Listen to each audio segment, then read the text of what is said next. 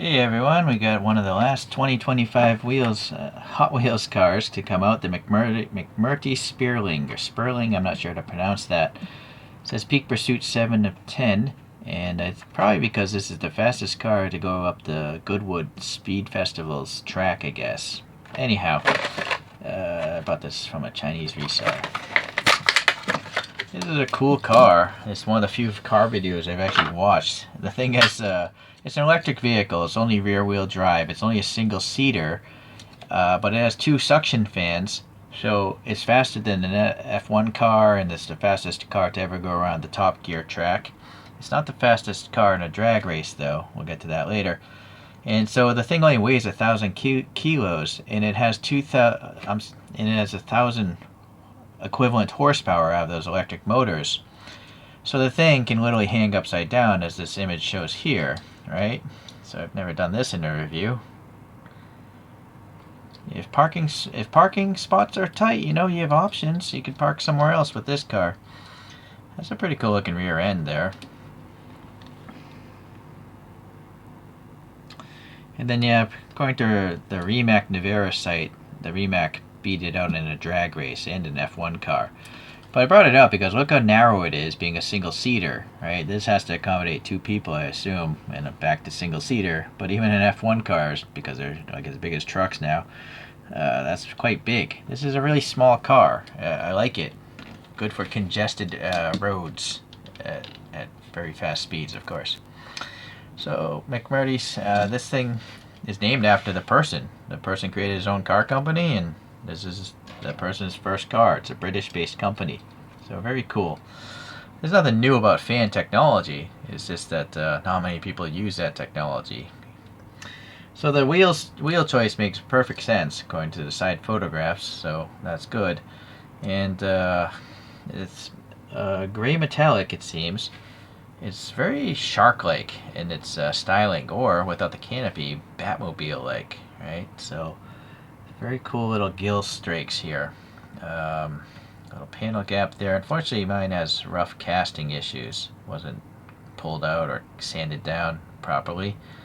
The front end here, we just have the plastic, which is kind of black or dark gray.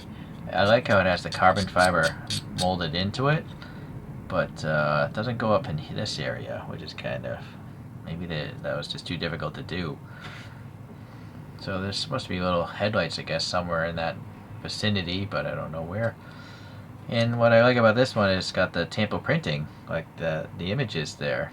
It doesn't have the British, oh, it does even have remnants of the British flag there.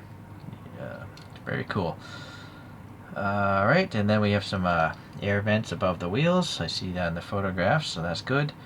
The airplane cockpit kind of thing going on here, but ooh, look at that. That's cool. Look how the air is flowing past there and right out to the back.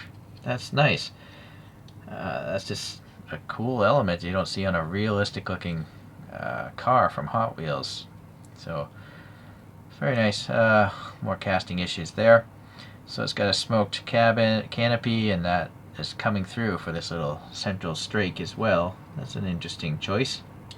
Saves on paint, I guess. They saved the paint for the side plate here.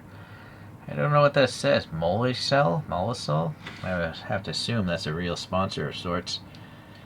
And this side here, we got that Union Jack as well. And then now the plastic is gray, or metallic swirly gray. Trying to probably match this paint, but it's not a good color match in my opinion. And then the little lights back here. This is supposed to be black, but it's recessed, so you can add that detail quite easily. I'm really liking the how the air is just flowing past the cabin. Very neat. And I gotta say, pretty thin strakes here for the diffuser. For Hot Wheels, those are exceptionally thin. So this is kind of weird. Why is it they can do it so nice on this model, but why do other Hot Wheels have like super thick strakes on their diffusers, right? That's interesting that this one can do it, but others cannot. Even the wing, isn't too bad as far as the thickness because it's supported in the middle, right? So they're distributing the load there. So you can step on that and hopefully it won't break. Or at least a 3-year-old child can step on it. That's really neat. very cool. Yeah, venting above the rear wheels as well. And yeah, it looks proportionally pretty narrow. It's just like a single-seater Le Mans racing prototype looking kind of vehicle. And naturally it rolls well being a Hot Wheels. I gotta say, even the tire gap isn't so bad on this thing. The real tires are actually higher aspect ratio than these. So I'm not sure if I'm even going to do a wheel swap. It's a pretty fitting thing, but then again, this wouldn't be one of my videos if I didn't swap out the wheels. I apologize if you hear a vacuum cleaner outside, but I'm not going to stop my videos. I got many videos to do. Here, so I 3D printed my own wheels and tires. They're separate pieces, but they're painted the same color. I didn't feel like clear coating one to make it look different. Nor did I try to even attempt to add the metal ring there for the knockoff. It's just not going to happen. I didn't even bother adding any paint anywhere else because what I'm hoping for is a resin, or at minimum a premium diecast brand to come along and do this car. I mean, it broke many records, so I think a resin would be fantastic in this. Anyhow, I brought up some images of these Aero wheels, and here it is, I guess, breaking the record at Goodwood. And you'll make note that there's no rear wing on this thing. I'm not even sure why the real car would have a rear wing, except because it has so much suction force, it doesn't need downforce from a wing, right? Goodwood, I guess, doesn't have long straights. Maybe the rear wing is only for doing, you know, high-speed record braking, where it still needs additional downforce in addition to the suction. Anyhow, yeah, it's kind of cartoony. It's almost like a tuned car because the wheels are so big in proportion to the rest of the thing. It's interesting. The wheels are probably normal sized. It's just that the rest of the car is so small, being a single-seater.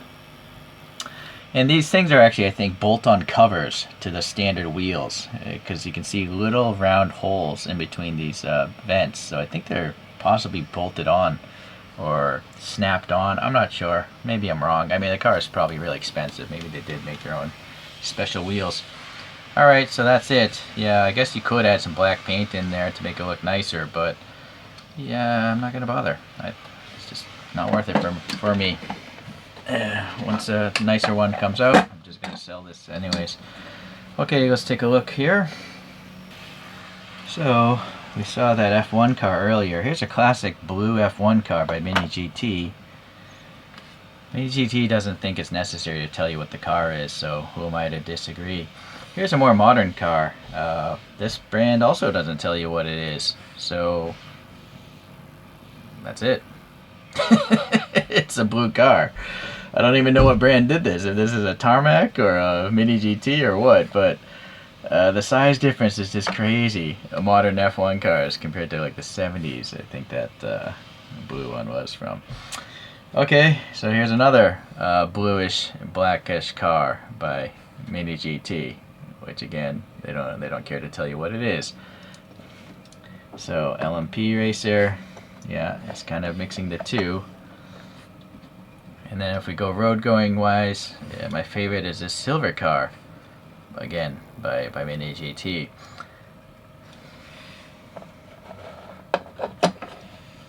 Okay, so then I also 3D printed my own LCC rocket. I designed this myself. You're not going to find it for sale. And then in my own creation as well, this is called the Short Track Racer. It's supposed to be like a McLaren single-seater, and I obviously 3D printed that as well. Okay, so let's get some low angles here. I guess that's just too high, we don't need to see that. The rocket is such a small car. Jay Leno's got a great video on his. You wouldn't want to get into a car accident in that thing. So it does lead to the question is, like, who's going to make some other cool single-seaters, and what single-seaters would you like to see? Me, I would like to see the BAC Mono. That thing's really cool. Yeah, I don't know if it's possible for them to make it, but if they can make F1 cars with suspension arms in 164, I think they could make that car. That would be a great resin model. I would definitely buy that in resin, or minimum maybe a premium diecast. I'm not a fan of diecast because it tends to get paint rash. You can ask any other collector. It just happens. So long term, diecasts generally aren't so great. There's some sort of reaction in that metal that makes it want to fall apart. Thank you for watching today. We'll see you the next time I modify a Hot Wheels.